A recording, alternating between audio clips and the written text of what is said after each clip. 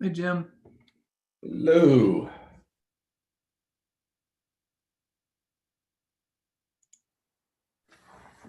Just the two of us, huh? Yeah, I've got a few of the CBOC members waiting. I was going to give it just another minute here. Okay. The live stream is loading up on YouTube. And we're set. Hey, Jim. Hello. Perfect. Hello, whomever that was. Just the two of us, huh? Yeah, I've got a few of the CBOC members waiting. I was going to give it just another minute.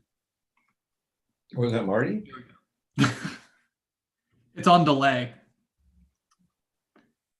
The YouTube live stream. So you were hearing an echo of your own responses to me. Sorry, you weren't going crazy. That's hilarious. But I see Marty Glassky. Oh, you're using Marty's. Never mind. You are Marty. So when it says show participants, MG shows up, Marty Glassky.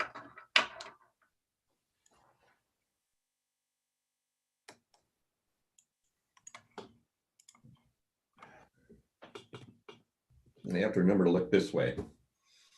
Got the two screens up. The camera's on. It's all right. I'm with you. I spent one of my last meetings, I think with Glendale, just going like this. Yep, and go on.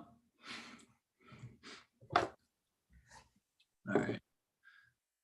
I think we're all set. Give it another minute or two here. Got. Bring that over here.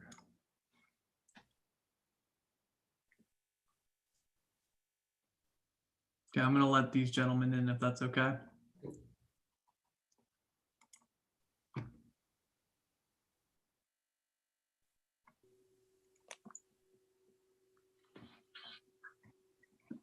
Hey, Stephen, how are we doing, bud? Good. How are you, Dave? Not too bad. Trying to finish up a couple things. The way of the world these days. Yeah, right. Hey, Hey, Glenn. Hello. Hey, how are you? good. How are you?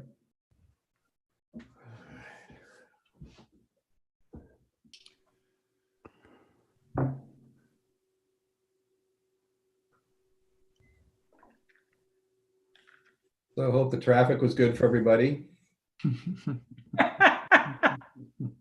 Tell you what, I drove to work yesterday and I loved it. Thought I saw your car here. Yeah, I loved it. Yeah. Got a number of people who are saying, I love working from home. I could do this forever. And other people like, I cannot wait to get back in the office and get around people. And Yep. I fall in that camp. yeah. Yeah, we did remote or I did a remote for about a month and a half, but that was at the beginning. I've been in the office since, but in that time we moved out to Alpine, and I'm being told it's not a 20-minute drive every day once everything gets back to normal again, because I'm enjoying the 20-minute drive. Oh boy.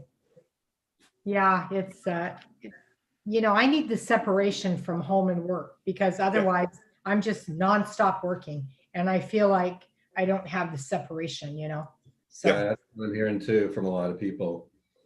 It's like they just can't shut it off. yeah, it's terrible. And then of course you're working. So then, you're sending stuff to people and people are responding. Kind of like starts feeding on itself. I'm even texting, I'm finding myself like no boundaries. I've got to get those boundaries back. Yeah, I've never received so many emails at 9 and 10 o'clock at night from people that are not supposed to be sending emails at 9 or 10 o'clock. Funny. Yeah. Yep. So it will end someday. You think so? I hope so. Well, what I take solace in is that so far every pandemic has ended. That's a good way to look at it. I don't know what kind of shape we're going to be in when it ends, but okay. Yep. I mean, you have I think the Black Death went around the world a couple times. Apparently the big one in 1918 did as well, but eventually they ended. We kind of got back to business, and We just need to figure out how to get that on a t-shirt. yeah, Make a fortune. yeah. Yeah, we've been talking about that, and that's been my line every time.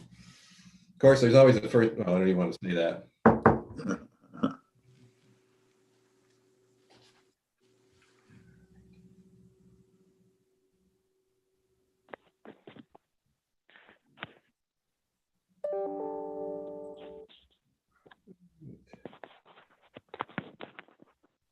We are expecting it.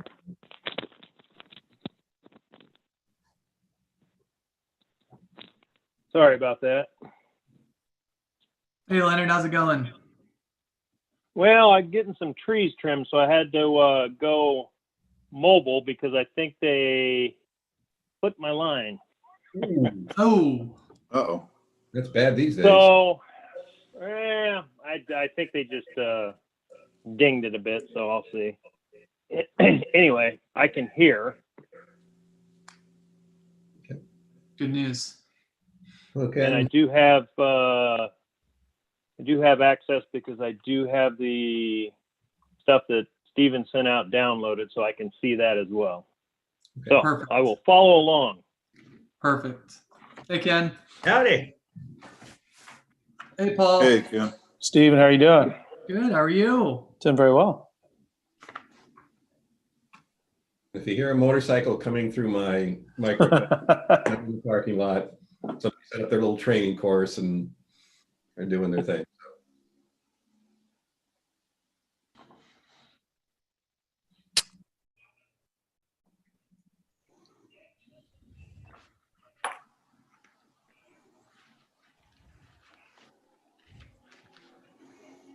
Paul, so is that a fake screen behind you, Paul, or is that? It is, yeah. It's a Zoom background. It's up my dog in our backyard. He looks That dog has ferocious. not moved. He's- Very obedient. Guarding the property. He looks massive. He's about 14 pounds.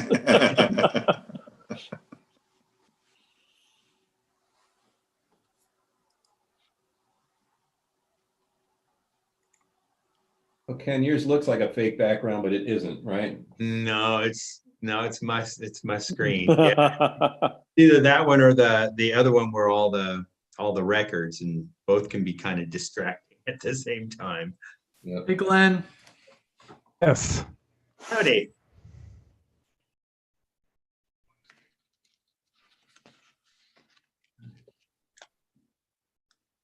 All right. So just one more CBOC member waiting on, and I'm sure Sahar. Yeah, she's coming. I know she had a 5 o'clock meeting, so I gotcha. she should be on any second.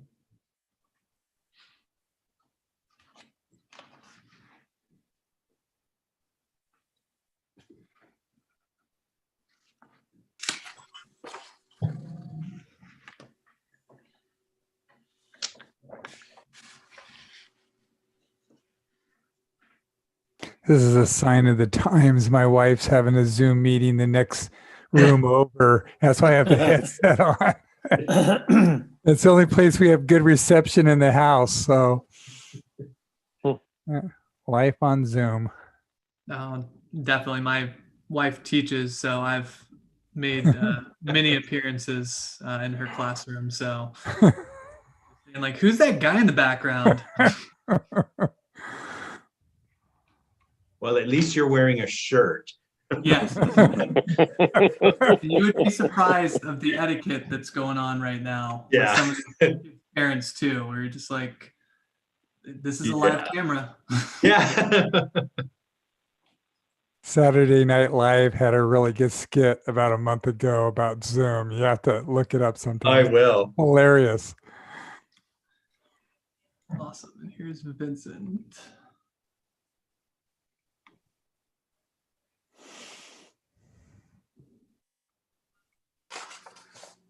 Hey, Vincent. Hey everybody. Howdy. How's it going? It's going. How about you? Zoom life. When it's not the kids, it's the parents, right? Well, that's perfect. There's Fred.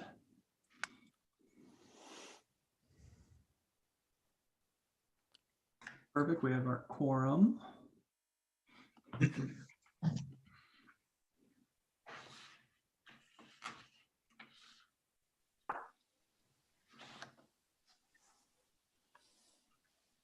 So Stephen, do you have the, still have that American flag background? Yes, I do. Let me just.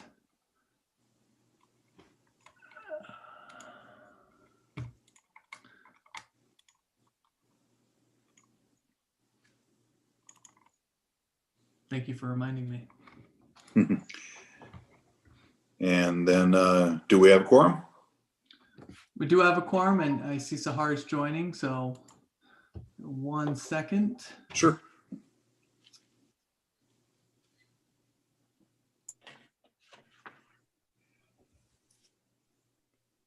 Hi, Sahar. Hey, Sahar. You're on mute. Yes, sorry. Good evening. Hello, everyone.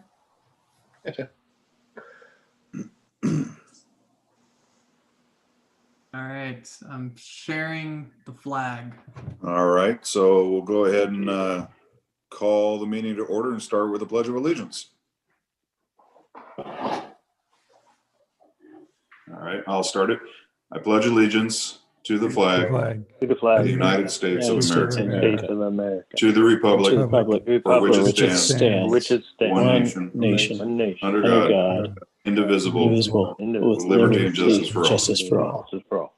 All right, thank you very much. Mr. Johnson, we'll start with a roll call.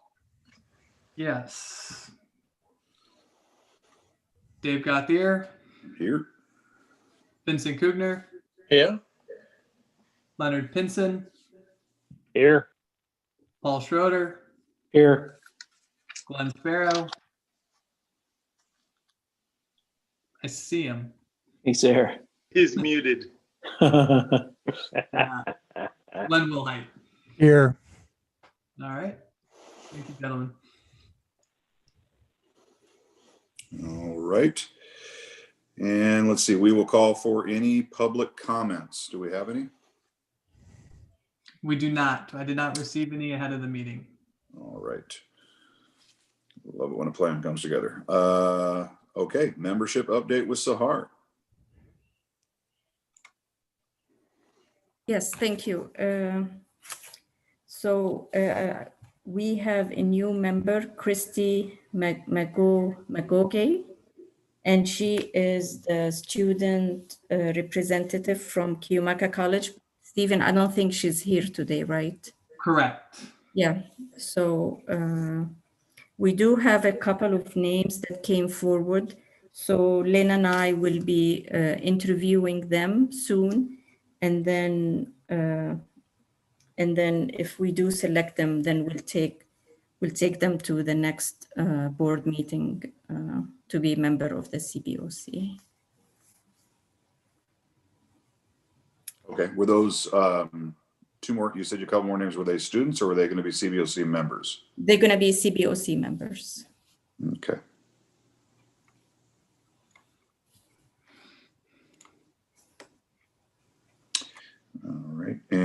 All right, so that's that.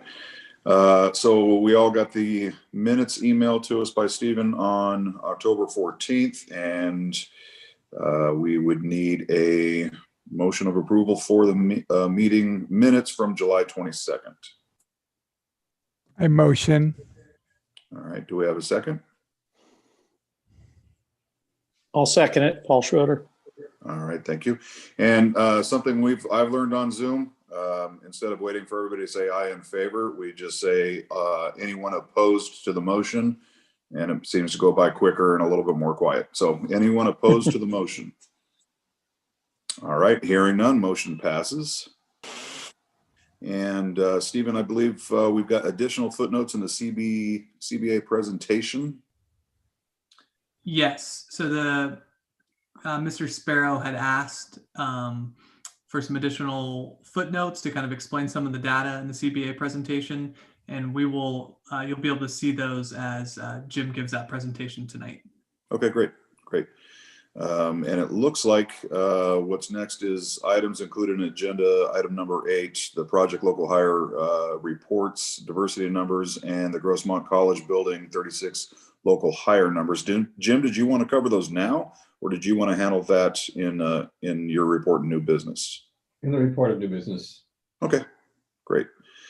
And the 2021 CBOC annual work plan, which is basically the schedule. Everybody received that. And that includes also Grossmont College's holidays on the second sheet.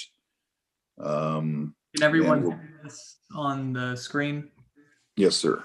Okay, just checking. So everyone should have received that. It's basically a schedule following the same schedule, but we're going to remain virtual until we don't have to anymore. And I don't think I need a motion for that, right? That's just an agenda item. Okay. Correct.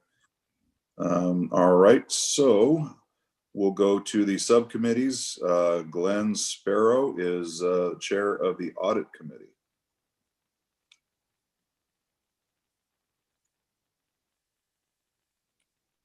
Hey, Glenn, we're having a little trouble hearing you.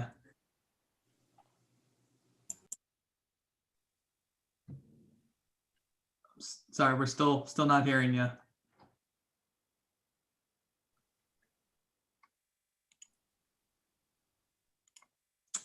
Glenn, I'm not. Is your microphone active? I'm sorry. We're still not hearing you. Okay. Well, we can come back to Glenn and see if Glenn gets that worked out. We'll go on to communications with Paul Schroeder. I didn't have any updates for you guys at this point in time. Okay. So the one thing I will mention, Paul, and I know this is the first time around with it. I can't recall if you were part of the communication subcommittee last year, but I was, and I think I wasn't able to attend our last committee meeting. Gotcha. But that's when we still had 2 of us on it. Yeah, I think you're an island of one now. Yeah. Until we get some new members, but the plan going forward, and I'll get with you after this meeting, right, will be to, in the next couple of weeks, maybe before Thanksgiving break, we can just kind of reconvene and do a virtual CBOC subcommittee meeting. Yeah, that'll work. And I'll have a draft of the annual report, then you guys can tear it apart. And I'll just note that all CBOC members are welcome to join any of the subcommittee meetings. So you'll be getting that invite as well, just as an FYI. Yeah, and given that there's currently 1 member, so if anybody wants to attend, that would be great. Yeah. Strongly encouraged. Oh, you have 0 opposition if you want to make any changes to the communications. I like that. I like that kind of control. So the construction committee, Glenn, I know we didn't have a meeting, but do you have anything to add? Do not. No, do not have anything else to add. All right, not a problem. And okay, so then we will, let's try, is Glenn Sparrow had any more luck? It shows you as muted right now, Mr. Sparrow, Glenn. Still muted. There you go. Oh, there he goes. I still don't think his mic's hooked up though. Yeah, I think your mic might be disconnected, Glenn. I'm sorry. But if you don't mind, what I can say about the CBOC audit subcommittee is what we're going to try to do in the next couple of weeks also, Glenn, is try to set up a meeting for that committee to discuss the San Diego taxpayers' criteria for the performance audits. So we can have that and I can connect with you and we can find some times and availability so we can discuss that more at length, how we want to apply that going forward. Does that work? All right. Awesome. Nodding for approval. All right. All right. So we will go into new business with Mr. Bray's report. All right, I'll get that up for you. All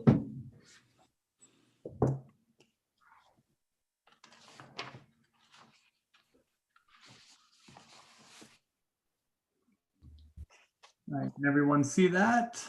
Yep. Perfect. And I should be sharing sound. There will be sound, just FYI.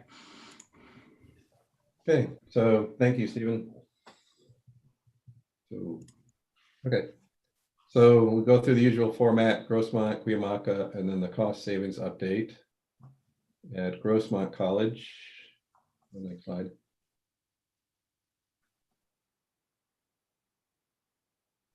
Can you hear me, Stephen? I can hear you. Okay, next slide. Here we go. Okay. So this is building 31. It's complete. It was occupied in January of this past year, just before the COVID struck, so they were able to actually use it for a while. This was a complete, as a reminder, this was a complete remodel of the building. And it also has a nice outdoor gathering area that you can see those steps there about where the, well, you can't see my cursor, but anyway, right there. So again, the building was occupied in January, and they completed some of the site work, landscaping in March. Next slide. And this is a little video that we took to show the building and to describe it. And this is Jim Davies, our project manager, campus project manager, and oversaw the project. This is Building 31 at Grossmont Community College. This is an older building that was built originally in the 1960s that we've completely renovated. We've gone ahead and have removed hazmat materials from this building. We've gone ahead and structurally upgraded the entire building. We were able to maintain the existing standing seam roof and saving costs at the same time by upgrading the structural from the underside of the roof. We've removed the mechanical and put them into the mechanical well, all brand new. This is energy efficient. We've gone ahead and actually structurally increased the integrity from the footings to the walls and to the roof framing itself. So Building 31 is approximately 17,200 square feet. The interior of the building itself is consistent of classrooms, a lecture hall, and open offices, a computer lab, and also it houses AOJ, the Administration of Justice, that does a lot of forensic work. It has fume hoods, sinks, state-of-the-art work in the equipment that is utilized these days in doing that type of work.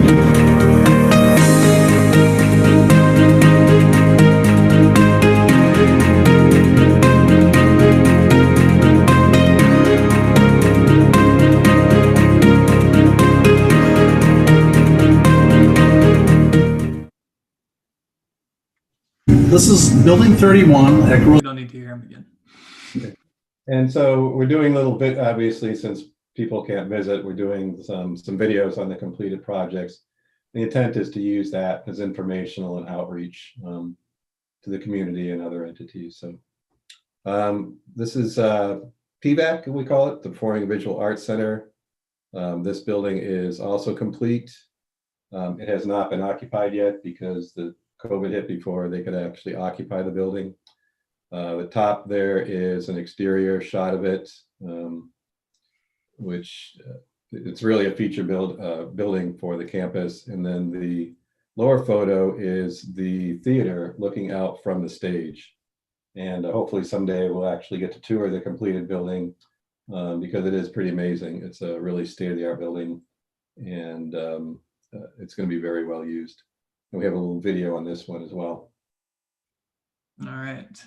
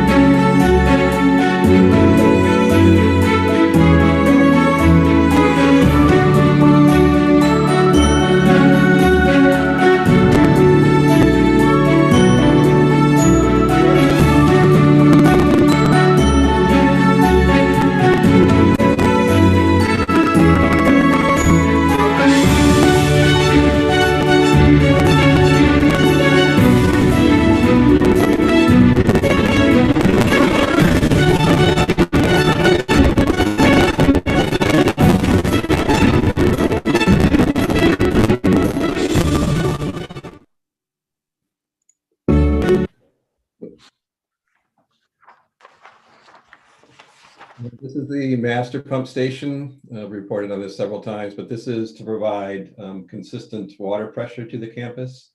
Right now, the water pressure varies and it gets low, particularly in the afternoons. So this is not to provide water pressure for the domestic water, but also for the fire water on campus to ensure that everything's safe. And so this one, the design's ongoing. We're working with Padre Dam on this project as well. And we're looking to start construction in March of next year.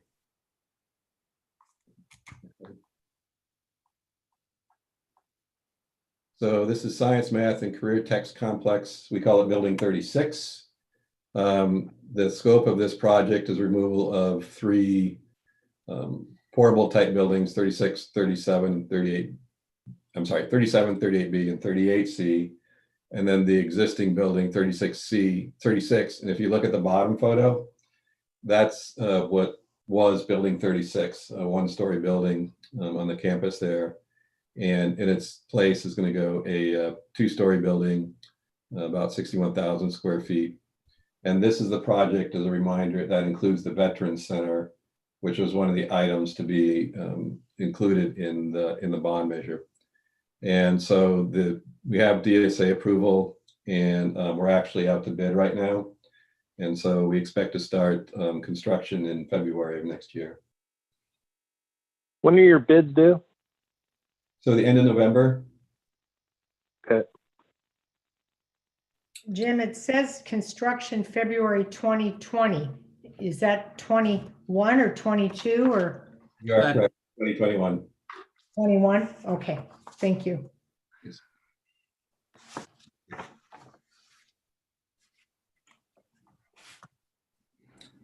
This is what's called Arts and Comms Phase 2.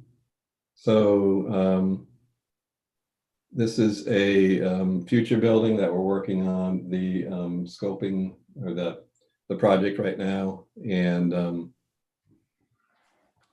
construction will start in a couple of years. Next slide. Now we'll move on to Cuyamaca.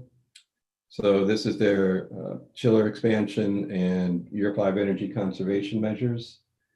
So the scope of this was the expansion of the central plant. And when the plant was originally built, it was master planned so that additional chilling and heating water capacity could be added as buildings came online through the different bond measures. And so they completed the most recent stage. And this is getting ready for the SSB project and the F building project. The construction is complete and they're working on the commissioning. And the commissioning is getting close to completion. The interesting thing is they're tying into a number of older buildings that have different systems. So they're troubleshooting all that and making sure that the campus energy management system, which can control everything remotely, can do just that. So they're tweaking the final pieces of that on the hot water side. But it is currently providing hot water and chilled water to the campus. Jim, can I go back? I want to ask a question on arts and comm. We're anticipating, if you could go, but yeah, we're anticipating submitting this to DSA in the spring and construction in the fall. Will it get through DSA that quickly? I mean, is that? So that's over a year. So yes, it could. Okay. So that's and it'll be a spring, another spring, and then into the fall.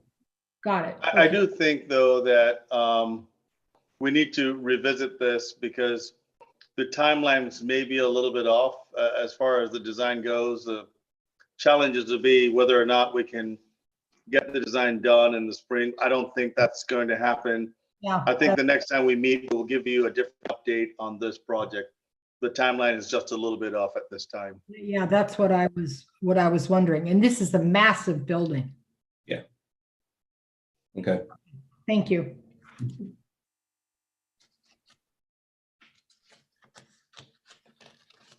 Okay, this is the ornamental horticulture complex. It also includes a remodel of the existing M building.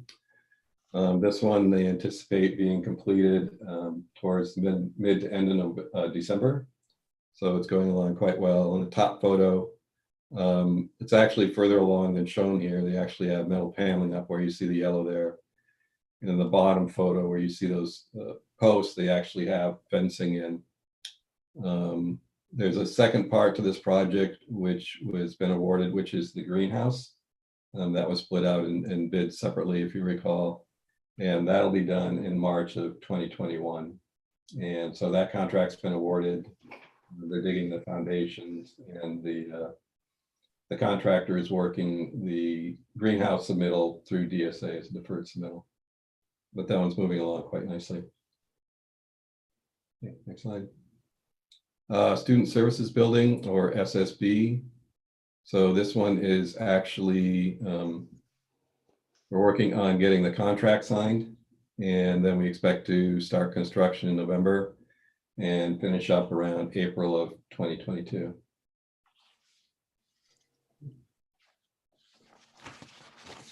These are some cost savings or avoidances.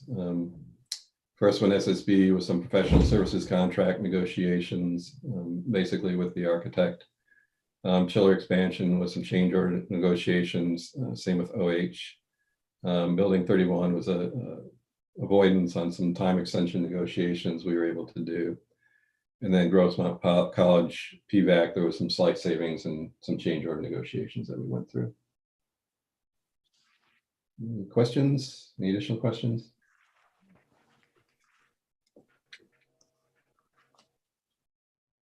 No, sir. All right. So it looks like we're going right into staff reports with Sahar. Then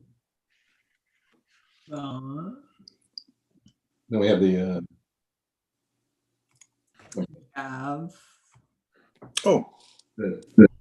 PLA update. My apologies. CBA update, Jim, and I'll bring this up for you. Thank you.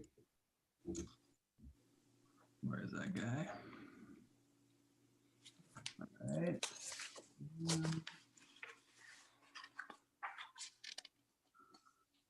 So Marty wasn't able to be here tonight, so I'm going to present. We can go next slide. And so this is just some background. We have it there every month. So as we bring new people on, we can bring them up to date on it. So basically there was a board resolution in 2016 for the PLA. It ran out in March of 2020. An evaluation plan was put in place in March of 2017, which is leading to the report tonight. And then the PLA contained 3 projects, which was the Performing Arts building at Grossmont College, Building 31 at Grossmont College, and OH at Cuyamaca College. Then in May of 2020, the PLA was extended and converted into a community benefit agreement. It was effective back to basically the expiration date of the PLA. And as I mentioned, it's just basically an extension of the existing PLA. And it currently contains 2 projects, which is the Building 36, what we just talked about, and then the SSB, Student Services Building over on Cuyamaca that we just described. A reminder that the CBA has 4 KPIs, local hire goals, project cost impacts, project schedule impacts, and the program cost impacts.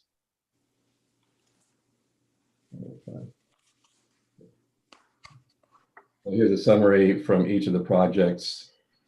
This is very similar to what we saw last month. Excuse me. And PVAC is now complete. Building 31 is complete. OH is nearing completion, so we really don't expect much of a change in those numbers. Obviously, OH is pretty far along, so we don't expect much change in those percentages either, just given the percentage of hours that are already in place. And then you'll see we added Building 36 and SSB.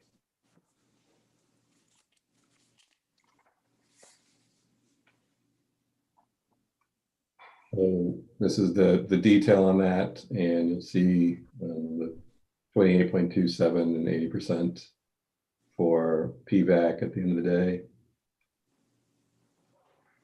If anybody has questions as we go, please, as with the last presentation, just ask. I have a question. What are we doing to try to meet our Grossmont Community College District goal? I mean, our goals for the local hires. Are we doing anything to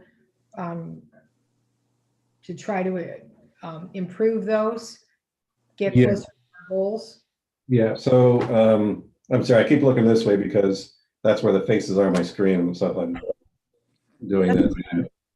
Okay. But, yeah, so we talked to review this with Marty, and he's working with Tom Lemon and that group to go through what's in the CBA, what activities they're supposed to be doing, which ones they have done, which ones they need to do in the future. And we'll get a report out on that from Marty, but we have been looking at that and kind of saying, hey, there's some things in here that should be going on. We just want to make sure it's going on and just how we know it's going on. So Marty's been working that and is continuing to work on that. So go ahead. I'm sorry.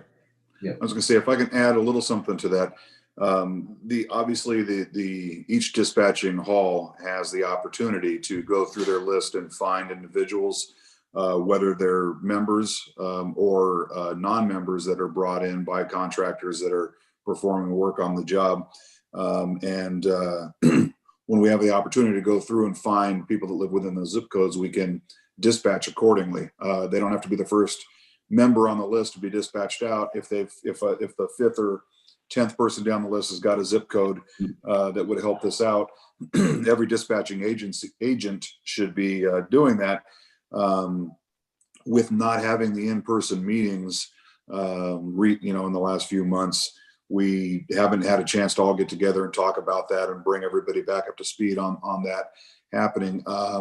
My question is, going back, I guess, to the district, whenever there's been a job fair, any sort of outreach done on campuses, if all of the unions that are dispatching people out to these projects were included in the communication of those job fairs, and I know we've been out there on a couple of different occasions at Grossmont College, but if every union had the opportunity to come out and show the students what it is we do, what their opportunity could be, they could take their degree that they're getting at the community college level and then transfer that into an apprenticeship program.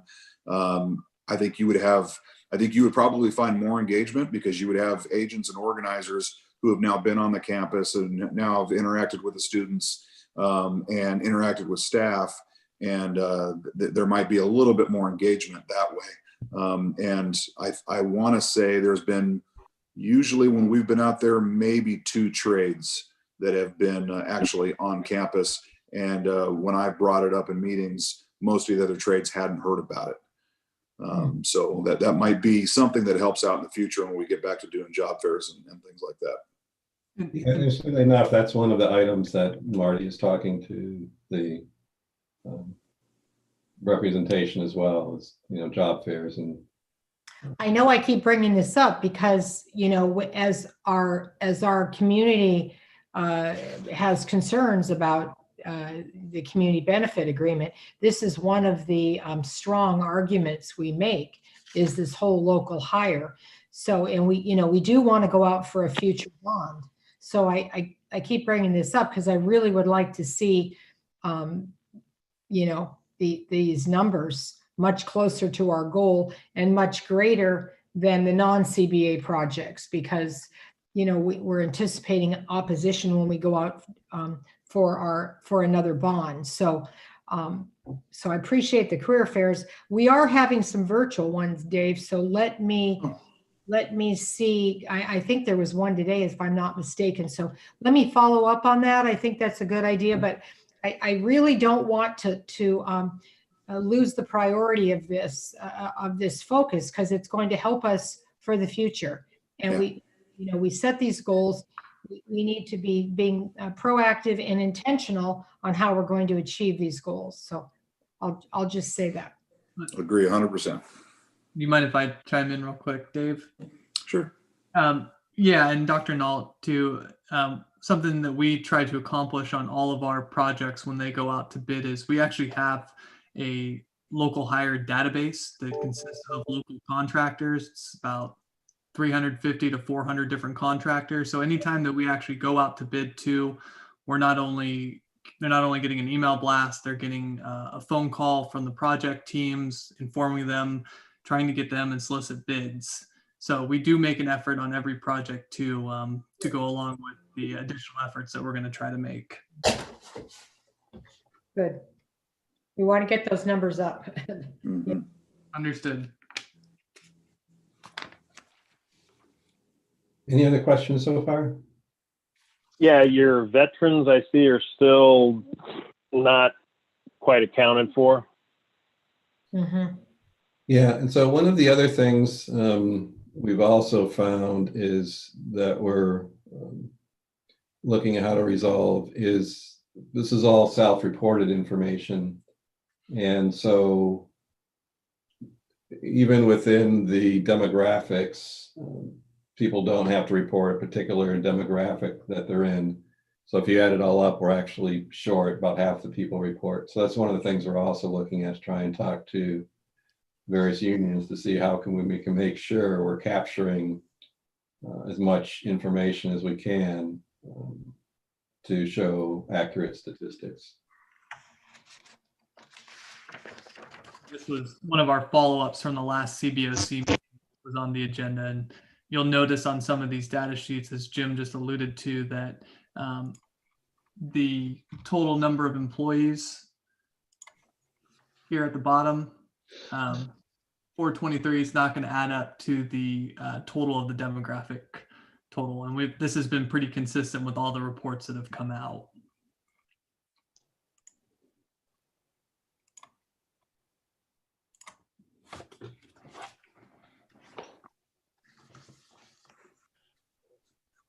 So this is the project cost impact. It's been on there for a while, but we added some notes that had been requested to try and explain some of these things. So for PBAC in building 31, basically estimate variances are attributed to the bid environment. We got a number of, and all the projects we received 5 or more bids, which is really what you're looking for to make sure that you got good coverage and the pricing is competitive. It was an environment where the bids were coming in fairly high in a number of different places, not just here. In OH, there was some scope revisions, which including the M building, a little bit more expensive greenhouse than was anticipated. And then with the SSB, there were some scope revisions, and also the bid environment that we're in, we're getting pricing that was coming in higher. So we'll keep notes like that on the various projects as they come in. Next slide. This is the same thing this has been on for a while, but we added a couple notes. The first is for building 31. There was a time extension due to some unforeseen building footing conditions. There was some, in that building, they did some structural upgrades, including working on the footings. And there were some existing footings that weren't shown on the drawings that took some extra time. And then the ornamental horticulture complex, when the COVID hit in March, the contractors reacted differently. Some of them continued to work like it was no change. Others that were more cautious wanted to close down and make sure they had everything covered. And so that was the contractor at OH wanted to take that approach. And so we did a non-cost time extension, and it actually worked out pretty well back before they were scheduled to. And they're still going to be completed by the end of the year. And they put all their protocols in place and made sure they kept everybody safe. So, and COVID has been an interesting one because nobody, frankly, is quite sure how to handle it yet. But given it was no cost and it was a slow, short time extension, we gave them the 17 days, and I think it worked out for everybody. Okay. And then here's the just sort of a comparison point for this. So the CBA, the LCP cost, and the awarded construction amount. And then for the non-CBA, and you can see they're both less than 1% for overseeing that. So they're fairly similar. Next slide. And then this is just the program costs that we track, which is one of the KPIs. And one of the things we've been able to do now is we're actually, so with the CBA, you have actually managing the CBA itself that you wouldn't have in a normal project, but then you also have the LCP portion. And so what we're tracking now is the cost for the CBA administration and the LCP separately, because you'll still have LCP, whether it's a CBA or not a CBA. So to make it a more apples to apples comparison, we're pulling out the LCP management just so you can see it. And you can see it's been fairly light this year because a couple of projects are, 3 of the projects are kind of closing out, but this will go back. This is the cost to date. So this will go back up again now that we're adding 2 projects back in for the CBA and the LCP management on the CBA projects. And you'll see there's no cost for the CBA legal services. The CBA extension was just done as an extension, so there weren't any additional costs there. So we'll just continue to track this and report it. Jim, I have a question on the 2021. Are these numbers year to date as of now, or are these the projected for the year? No, this is year to date. Year to date, okay, thank you. And we can add that note to YTD, we'll put underneath there. Okay. Any other questions? Okay, thank you, Stephen. All right, thanks, Jim. Now we'll go to Sahar. Thank you.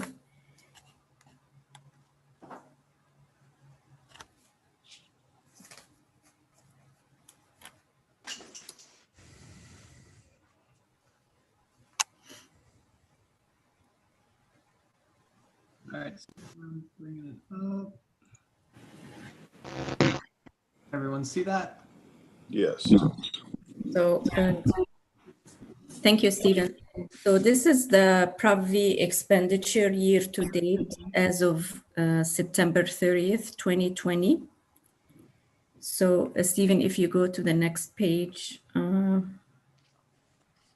this page is a summary of all different sites. And then the following pages are the details. So as you're familiar with this report, the first page 2 shows district services projects. And then we have a column that shows the year-to-date actuals from fiscal year 13-14 to 18-19. We combined all those expenditure into one column, and then we show the fiscal year 19-20 actuals, and then the 2021 expenditures as of September 30, 2020. And then we have a total expenditure column, and then the project balance for each project, and then the total for district services. And then the next page, Stephen, that's Grossman College. So these are all the projects that are being funded with Prop V for Grossman College. As you see, some of the projects are already completed. Those are the ones that show zeros. There are a couple of projects that's coming in higher than the funding plan.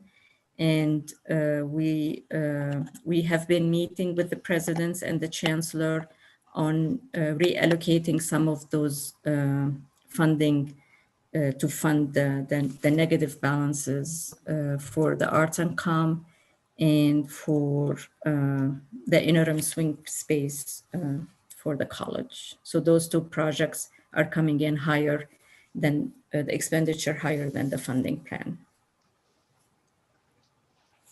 And then for Kiyomaka College, those are the projects being funded by Prop V for Kiyomaka College. As you can see, the OH is coming in higher than the funding plan. So again, we have been meeting with the presidents and the chancellor, and we're going to be meeting again to reallocate some of the fundings to cover that negative balance. And then we have district-wide expenses, which is the technology, district-wide technology, the program management, and other program costs. So those are the projects funded by Prop V. We did add also to the report projects that are being funded with other funds. So as of September 30th, for Grossman College, these were the projects that had other funds, which is mainly the state funds. Those were the Prop 39 funds that we've received for a few years. And then for Kiyomaka also, there were some Prop 39 projects that we've received state funds for. So Stephen, if you scroll down to Kiyomaka College, so these are the Prop 39 funds. And then also Building H, we have received a grant, a federal grant to fund some renovations to Building H at Kiyomaka College. Any question on the year-to-date expenditure report?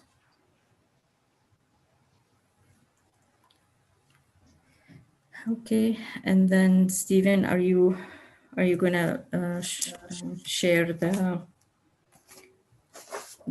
taxpayer? Yes, I will. Bring that up real quick. So we have received the score for our bond program for last year. And the report was included in the materials that Stephen had sent out in his email. All right, should be up. Can everyone see that? No, Stephen, we don't see it. How about now? There we go. There you go. So just briefly, we're not going to go through the reports. Briefly, or in summary, we've received 93% of score, and that's the highest any of the bonds program received in the past year.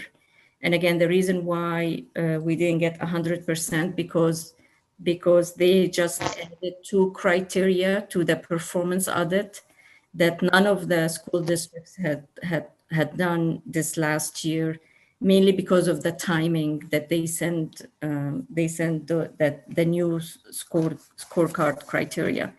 But as Stephen said, we're going to be meeting with the audit subcommittee in a couple of weeks. We're going to go over those new card criteria, and then we'll decide what the next step is, because there will be an extra cost if we decided to go ahead and do those, add those additional criteria to the audit. So as part of the audit subcommittee, we'll be talking about that.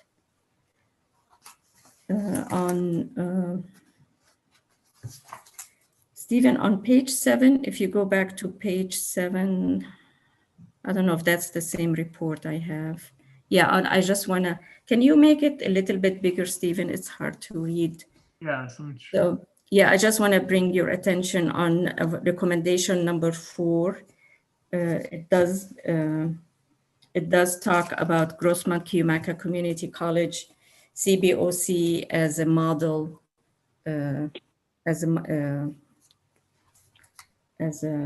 established as a that as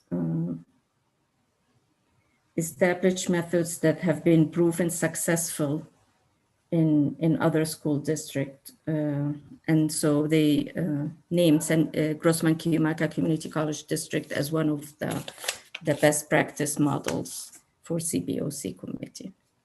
Well, that's good. Maybe they should come to us before they interject new criteria to ask our opinions on that. Really nice. That's not fair with Glenn being muted. Beautiful. Any question on the scorecard? Okay, thank you. Job. All right. Well, Stephen, unless I'm missing something, it looks like we need a motion for adjournment. Yeah, Leonard, are you there? He had a question. Yeah. Cut off. Did you want to ask that? Yeah, I'm still here. I've had to jump through hoops in order to get this thing back established. It was the veteran count. Any idea when you're going to be able to actually get this thing to where you're counting veterans? I know that with COVID, it's a little bit more difficult, but it's something that we're surveying. We might as well get it right. Yes. That would be nice. Yes. And so, like I said, Marty's been talking to Jeffrey. We'll follow up with him on status and when we can expect the reporting to improve. Okay, I'll get on Marty. Okay. Good. Is there any other discussion? That was the only question we had, Dave. All right. Thank you, Leonard, for following up on that. And I'm equally as interested as you are to get some actual numbers on that, because that should look better than that and in the trades. I would agree. All right. So if we have no other discussion, then I will entertain a motion for adjournment. So motioned. Do I have a second? I'll second it. Glenn Woolhite. Thank you, Glenn. All right. Any opposed to the motion? All right. Hearing none. Thanks, everybody, for showing up. And we'll see you on January 27th. All right. Night. Thank you. Thank you. Yep.